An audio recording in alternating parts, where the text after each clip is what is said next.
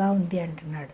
రక్షింపబడడం అనగా దేవుని యందు విశ్వాసం ఉంచి మారు మనసు పొంది రక్షణ పొందుకోవడం.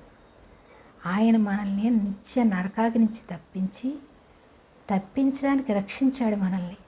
నరకములో అగ్నిలో పడవేయబడవలసిన మనము, ఈ లోక దుష్టత్వంతో నశించిపోవలసిన మనల్ని దేవుడు ఏం చేశాడు? ఆయన యందు విశ్వాసం ఉంచడం ద్వారా మనల్ని రక్షించాడు. నిత్య నరకాగ్ని నుంచి మనల్ని తప్పించాడు. కాబట్టి మనము సిలువ వైపు చూసినప్పుడు సమస్తాన్ని కూడా జయించగలుగుతాం. అంతేకాని ఈ లోక జ్ఞానం చేత మనము దేనిని కూడా జయించలేము.